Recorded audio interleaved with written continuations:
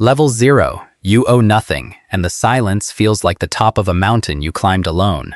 No statement in the mailbox with your name and a balance leaning under it. No app to open at 11 at night. No due date circled. Nothing waiting to clear. So you tell yourself you've already won the game. You haven't even sat down at the table yet. Here's the thing nobody warns you about. 0. You walk in to rent a place, and the screen the agent turns toward you is mostly blank where your history should sit. No late marks, sure, but no good ones either. And a blank page, to the people who lend, reads almost like a failed one. You're not free up here. You're invisible. Over the next 20 minutes, you'll climb every floor of this building, from 0 to $1 million in debt. The view changes at the top. So does who the system thinks you are. By the time you reach the top floor, you'll understand the one thing this whole climb is built to hide. The bank was never really counting how much you owe. It was reading something much smaller, sitting right beside your name, the entire way up. And that one thing decides everything. Level 1, 0. You owe nothing, and for a while that feels like victory. The mailbox is quiet. The accounts are clean. You watch friends drowning in payments and feel something close to smug. And who could blame you? But here's the part that doesn't fit the story you were told. The system doesn't reward the clean slate the way you'd expect. It barely sees it. You walk into a leasing office on a Tuesday, ready to be the responsible one, and the agent runs your name. The screen comes back thin. No missed payments, true. No kept ones either. Just a person with almost no record, which to a lender sits uncomfortably close to a person who failed. They can't price what they can't read, so they hesitate. Maybe a bigger deposit, maybe a cosigner, maybe just a pause longer than your pride was ready for. 0 debt buys you freedom from payments. It does not buy you a record, and lenders trust a record far more than a clean slate. That's the quiet cost of a floor you thought was the roof. You're not free up here. You're unproven. And unproven is its own kind of expensive, paid not in interest but in doors that open a little slower than they should. Most people spend years trying to get back to 0. Certain it's the finish line. It's a starting block. The whole building is above you, and the system can't even tell you're standing in the lobby. Level 2, 5,000. Now a balance exists. 1 card, maybe 2, and a number that settles in around $5,000. It felt small going on. Every piece of it.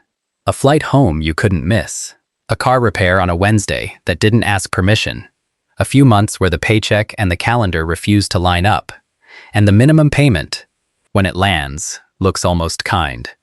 $100, give or take. And the statement even prints a little thank you for being on time. Here's what nobody tells you at this tier. On a card near 21%, which is roughly the going average right now, most of that $100 turns around and walks right back out as interest. The balance barely flinches. You pay every single month, on time, feeling like the responsible adult you promised you'd become. A year later, the number sits almost exactly where it started. That isn't bad luck. That's the machine doing precisely what it was built to do. When you pay only the minimum, you're not paying down the debt, you're renting it. Month after month, with no key handed over at the end. The issuer would never call it renting, of course. They call it revolving. Same arrangement. Softer word. Run the thing forward, and it gets quietly brutal. 5,000 at that rate, paid at the floor, can stretch the better part of 2 decades and cost more in interest than you ever borrowed, depending on the formula. Picture that. 20 years of small, dutiful payments to stand still. So look at that gentle little minimum one more time. It was never small. It was just slow. And slow is how this floor keeps you. Level 3, 35,000. Climb another flight. The number is heavier now, somewhere around 35,000, and it stopped being one clean thing a while ago. A card balance. A car loan with 4 years left. Maybe the long tail of a student balance whose statements you've quietly stopped opening. Here's the cruel part. None of it ever felt like a real decision. It arrived in pieces too small to argue with. A yes here, a minimum there. Until one morning, it's a weight you carry into every room. And the weight doesn't just cost you money. It costs you the thing money was supposed to protect, your choices. You turn down the better job because it's a 2-year pay cut you can't survive. You stay in the apartment you've outgrown. You let the move that scared and thrilled you go to someone with more room to gamble. The debt never reached into your wallet and took the cash. It reached into your future and took the options. One quiet veto at a time.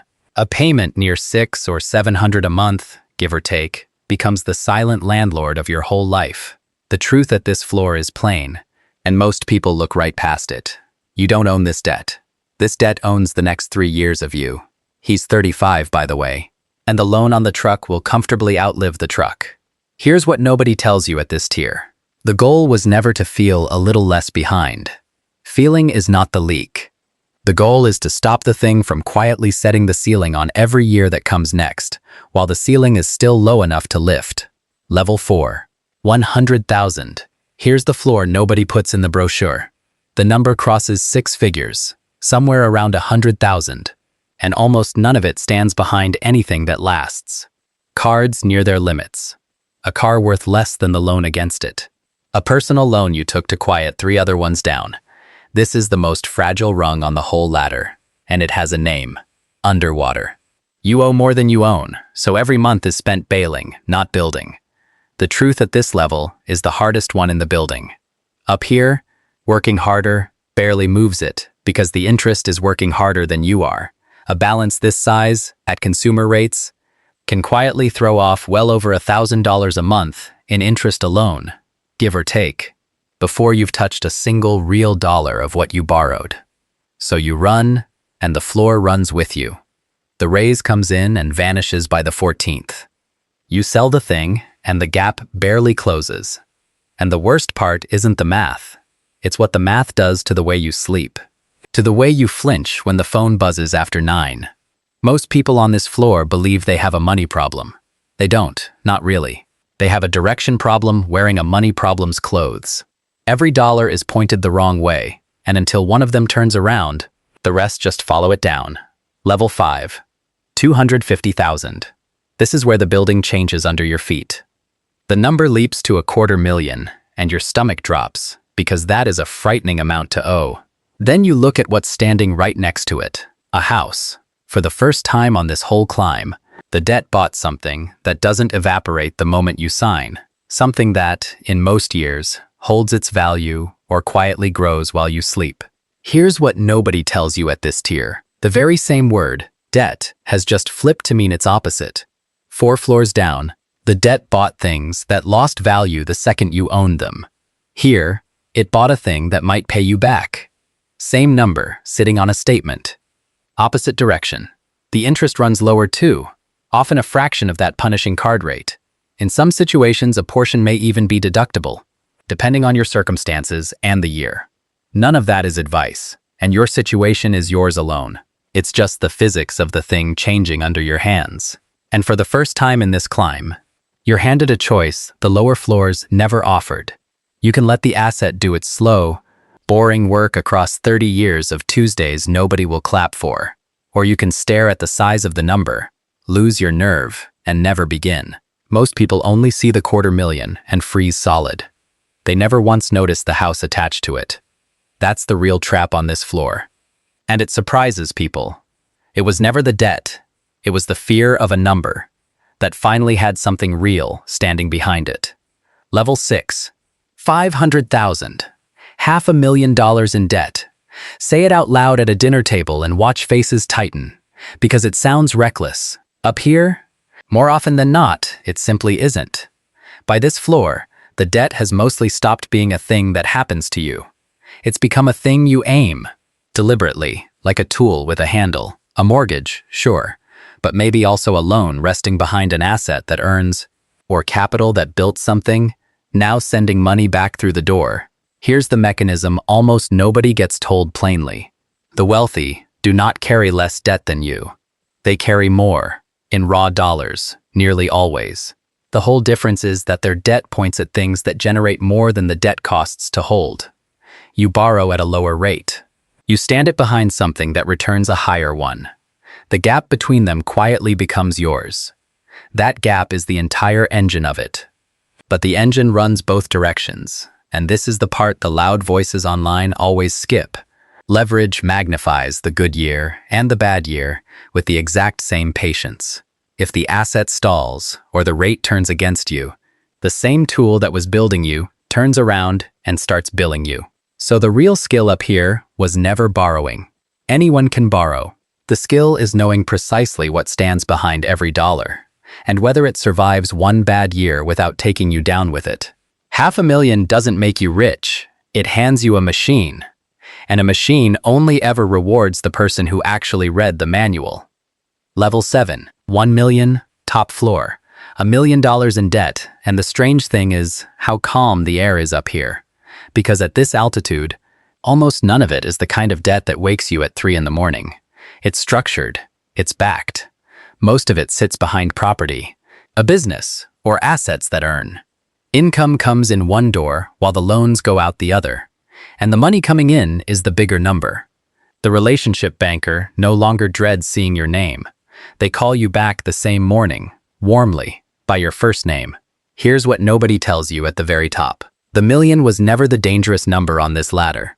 The dangerous number was $5,000 at 21%, 6 floors below, because that one had absolutely nothing standing behind it. $1 million in productive debt is a sentence the system reads instantly as strength. 5,000 in consumer debt is a sentence it reads as risk. Same word doing the work both times, opposite direction. But there's a price on this floor too, and it's quieter than anything below. You now owe your attention to the machine, every month, without a holiday. The weightless freedom of the 0 floor is gone for good. You traded being invisible for being leveraged, and leverage, unlike you, never sleeps. Most people picture the top floor as the place you finally stop thinking about money. It's the opposite. It's where money clocks in full time and never leaves. And so, in a quieter way you didn't expect, do you? The reveal. So here's the thing. The entire climb was built to keep from you. From the 0 floor to the $1 million floor, the system was never once counting how much you owe. It was reading something far smaller, sitting quietly beside your name the whole way up. Not the size of the number, what stands behind it, and which way it's pointed. Debt isn't a number you carry. It's a direction you point. The very same $50,000 can be a chain around your week or a lever under your life. The only real difference is what it bought and what it quietly costs you to hold. At the bottom, the number is small, and it owns you completely. At the top, the number is enormous, and you own it. Same word, opposite direction. The bank, for what it's worth, never once asked whether you were a good person. It asked whether you were predictable, and whether something it could sell stood patiently behind your name. That isn't cruelty. It's indifference. It's scaled up to the size of a spreadsheet, and indifference is hard to take personally once you understand it. But once you do see it, you simply cannot unsee it. You stop asking the small question, how do I owe a little less? You start asking the only one that ever mattered. Which direction is this pointed? Somewhere, right now, someone is standing on the 0 floor at the start of a quiet week, proud of a spotless slate, certain they've crossed the finish line. And somewhere else, someone is parked on the 5,000 floor near midnight, paying the careful minimum, watching a balance that flatly refuses to move. Neither of them knows yet that the floor was never the point. The direction always was. They both feel like the number is a verdict on who they are. It isn't. It's a receipt, pointed one way or the other. And a receipt can be repointed starting this month. So here's the small thing, the only one this floor asks of you. You don't have to leap a single level tonight. You just have to take one honest look at one debt you carry and ask it 2 plain questions. What did this buy me? And what is it costing me to keep? If the quiet answer is something that lost its value at a rate that hurts, then that, right there, is the leak to close first, long before any of the rest. Not a windfall, not some heroic leap. One number, repointed, on purpose. This week, you're one of 2 people watching this right now.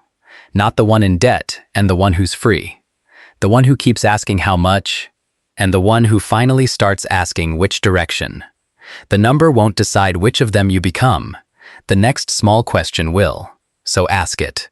And if this gave you one cleaner way to read the number beside your name, stay close. There's more of it coming.